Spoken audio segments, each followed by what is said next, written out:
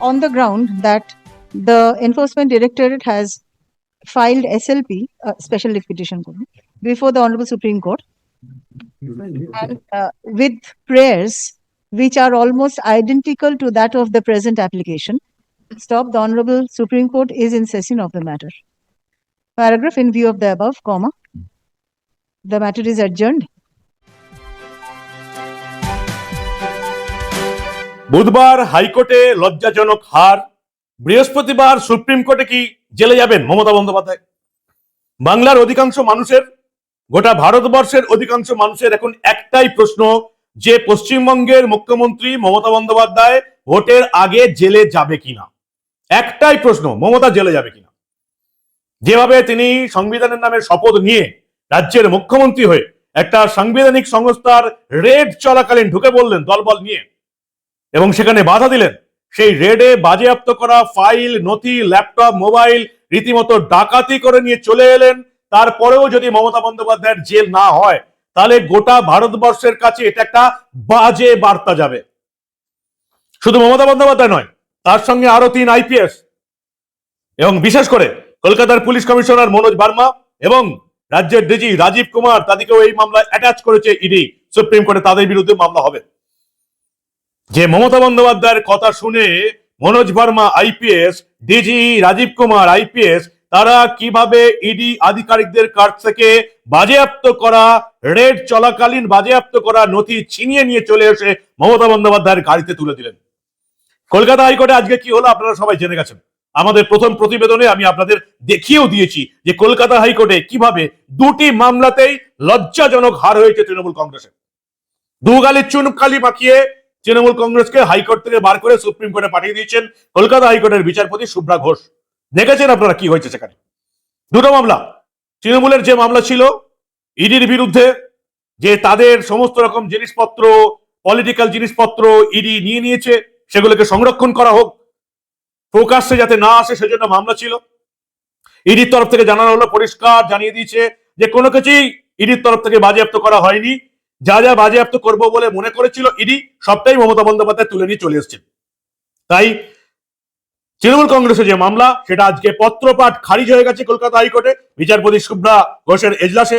দ্বিতীয় যে মামলাটা ইডি করেছিল মমতা বন্দ্যোপাধ্যায়ের বিরুদ্ধে, সেই মামলাটাও এখানে তারা যেটা চেয়েছিল, ইডি যেটা চেয়েছিল সেটাই হলো।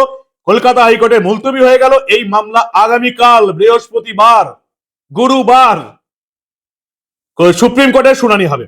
সুপ্রিম কোর্টে বৃহস্পতিবার বেলা 11:30 নাগাদ বিচারপতি প্রশান্ত কুমার মিশ্র এবং বিচারপতি বিপুল মনুভাই পাঞ্চলির বেঞ্চে মামলাটার শুনানি হবে।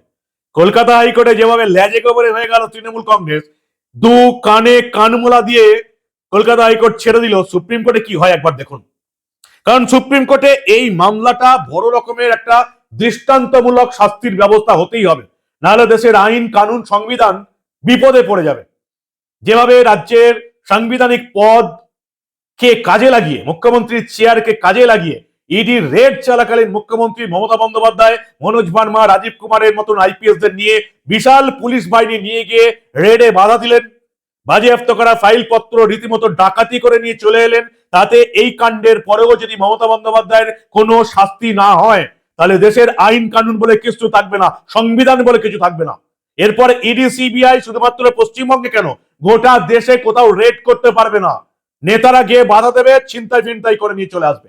ফলে মমতা বন্দ্যোপাধ্যায়কে জেলে পাঠানোটা সুপ্রিম কোর্টের অবশ্যই একটা কর্তব্য। আইন কানুন তিনি চুলোয় পাঠিয়ে দিলেন। এই রাজ্যে যিনি নিজেকে সংবিধানের উপরে ভাবেন, সেই মমতা বন্দ্যোপাধ্যায়কে জেলে না পাঠালে সেটা অন্তত এই ঘটনার ক্ষেত্রে একটা বড় বার্তা যাবে দেশের দুষ্কৃতীদের কাছে, দেশের অন্যান্য পলিটিক্যাল লোকেদের কাছে, যারা আইন নিজেদের হাতে তুলে নিতে পারে ভবিষ্যতে এই রকমের কোন রেড হলে। বেলা 11:30 বৃহস্পতিবার বিচারপতি প্রশান্ত কুমার মিশ্র এবং বিচারপতি বিপুল মনোভাই পাঞ্চলির বেঞ্চে মামলাটার শুনানি হবে। আজকে কিভাবে ল্যাজে গোবরে হলো তৃণমূল কংগ্রেস, কল্যাণ বন্দ্যোপাধ্যায় দেখুন আরেকবার। One is regarding the power scope of ED to seize certain types of documents. Second is their case that private confidential documents are seized. Therefore, this can't be done. These two, both these matters are sub judice before the Supreme Court. I'll point out those 2 judgments, not the judge. Only on not- one issue now, sir. I hope you have heard the submissions. No. The petitioner only asks for preservation of the political data, allegedly political data. Grateful. That's all. Now kindly, I'm obliged. If your ladyship is confining me, the it is, prayer, hear me for a minute, why this is not maintainable. Why this prayer is not maintainable, hear me for a moment. Now, maintaining data would arise if I've seized the data, if it is in my possession. See, you have already said that, sir. You have already made that. submission. Therefore, if it is not seized, how can I maintain it? Therefore, the petition is not maintainable because it makes false averments that I've seized data. The data is seized by Mamata Banerjee. The prayer should be made against Mamata Banerjee. In fact, we would like that prayer to be made. We'll support them if they make that prayer against Mamata Banerjee. Therefore, where is the averment that we have seized it? What data we have seized? What data we have to be? The courts cannot give a direction to seize something which is vague and which is not certain. We have not seized. I am making a statement. ED has not seized anything because when we wanted to seize, after taking into possession, Mamata Banerjee has taken away those documents and digital devices. That is our case before the Supreme Court. Time, sir. I have taken a note of. Therefore, the prayer against us is not maintainable. Therefore, the petition is not maintainable as far as preservation of data. If what data we have to preserve, we have not seized anything. We don't have possession of anything. Therefore, that my statement may be recorded. That's all. I'll record. Introduction. Therefore, that prayer is therefore the petition is not maintainable. Very well. Let me hear Can I the. respond, Now, my there are lady? two things. I'll finish off early as far as two other submissions are concerned. Number one, what we can say is when we can search is subject matter of petition of TASMAC, which is writ petition number 23. What is the writ petition? Anything to add? I will, which is writ petition number 395 of, no, that is the other, TASMAC. TASMAC petition. Kya hai? Anything to add, sir? No, this is. So that's. I'll give the number of petitions which are pending on this point. SLP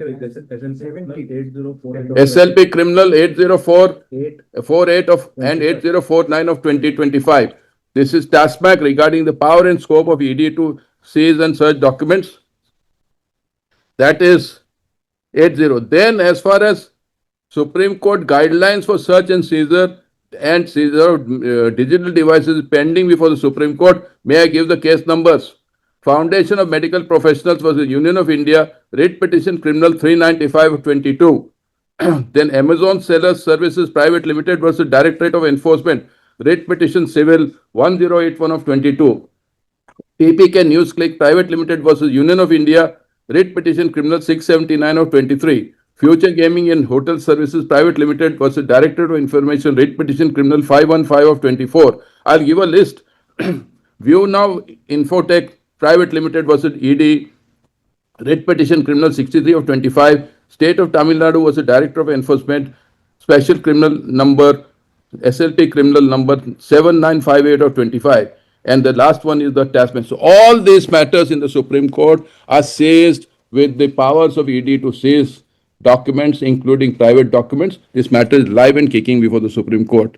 Therefore, when the matter is live and kicking before the Supreme Court, the judicial propriety requires, not in the second matter also, that this honorable court should not hear the matter. That is the judgment of D.K. Trivedi. Second matter is your matter, sir. I'll adjourn it on your prayer. No, even the first matter, I am on the first, I am conscious.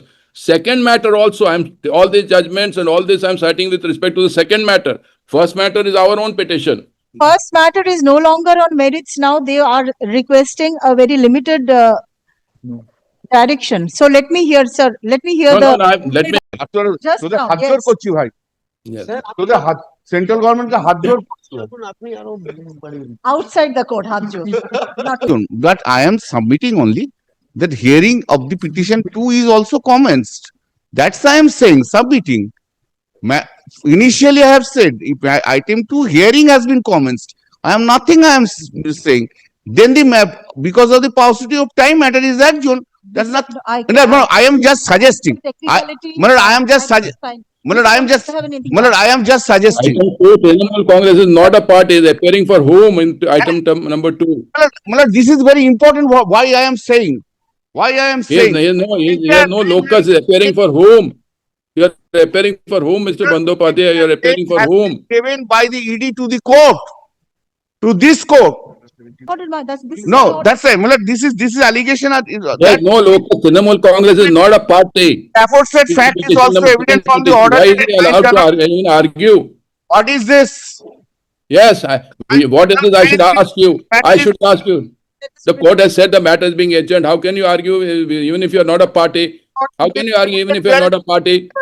Have you filed an impleadment application? Have you filed an impleadment application? The proceeding is being live. Maybe when the And you are- Trinamool Congress is not a party in the second matter. He has no what I locus am to address the submitting, court. when Taking the advantage. matter will be going on in the Supreme Court, that the honorable judges of the Supreme Court will not look into the video. They will go only. How he can say what the Supreme Court judges will do? Who is he to say what the Supreme Court judges do or not? Recently, we played some videos I before am the Supreme Court. my observation In that two matter, Umar Khalid, we played videos, number of videos. In PFI matter, we played videos. How is he making statement what the Supreme Court judges will do or not? Therefore, How is it related to therefore, such if thing? the count has been I taken, strongly object to such my lord, at least, this is my what the Supreme Court will do. They will ask my learned friend and do. for by them. What nonsense. Kindly record to that extent. Adjournment has been sought for by them. He is not a party. Trinamool Congress is not a party. He should not be heard. I do not know why he is being given this leniency. বুধবার কলকাতা হাইকোর্টে দীর্ঘ সওয়ালে ED কেন্দ্রের আইনজীবী SB Raju, deputy solicitor general কেন্দ্রের আইনজীবী ইডির আইনজীবী SB Raju পরিষ্কার জানিয়েছেন যে এই নিয়ে ইডি ইতিমধ্যে সুপ্রিম কোর্টে মামলা দায়ের করেছে। বৃহস্পতিবার 11:30টায় মামলাটা শুনানি। ফলে সেই মামলা যেটা সুপ্রিম কোর্টের দুই বিচারপতি শুনবেন সেটা কলকাতা হাইকোর্টের সিঙ্গেল বেঞ্চে শুনানি হতে পারে না, মুলতবি করে দেওয়া হোক। ইডির যে আবেদন, সেই আবেদন আজকে কলকাতা হাইকোর্ট মেনে নিয়েছে। শীর্ষ আদালত, দেশের সর্বোচ্চ আদালতে এই মামলাটা বৃহস্পতিবার শোনা হবে। তৃণমূলের আক্কেল গুরুম হয়ে গেছে। মমতা বন্দ্যোপাধ্যায় বুঝতে পেরেছেন যে এবার জল অনেক দূর গড়িয়েছে। এই যে ছ্যাবরামি, এগুলো আর চলবে না অন্তত সুপ্রিম কোর্টে। এরা মমতা বন্দ্যোপাধ্যায় বুঝে গেছেন। তাই ভোটকে টানা, যে ভোটের নথিপত্র চুরি করছে ইডি, তাই এসআইআর কে টানা, এসআইআর এর নথিপত্র চুরি করছে ইডি।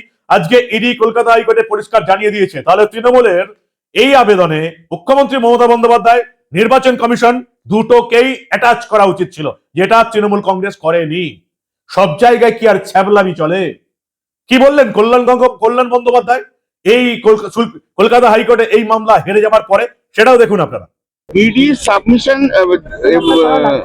যেটা অল ইন্ডিয়া তৃণমূল কংগ্রেস যে রিট পিটিশনটা ফাইল করেছিল, তাতে প্রথমে আর্গুমেন্ট করেছিল মেইনটেনেবিলিটি এটসেট্রা এটসেট্রা, এবং সেকেন্ড পিটিশনটার জন্য অ্যাডজর্নমেন্ট চেয়েছিল বিকজ সুপ্রিম কোর্টে ম্যাটার পেন্ডিং আছে। তো লার্নেড কাউন্সিল যে আইপ্যাক এর হয়ে অ্যাপিয়ার করেছিল, সে অ্যাপিয়ার করে দুটো পাঁচনামা যে কিছু সিজ হয়নি, কোনো কিছু সিজ হয়নি, আর কোনো কিছু মানে পাওয়া যায়নি যেটা একটা সন্দেহজনক। সেই জন্য, এবং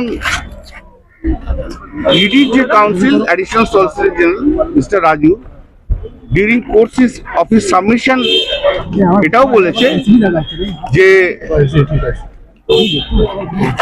কোনো সিজ করা হয়নি কোনো।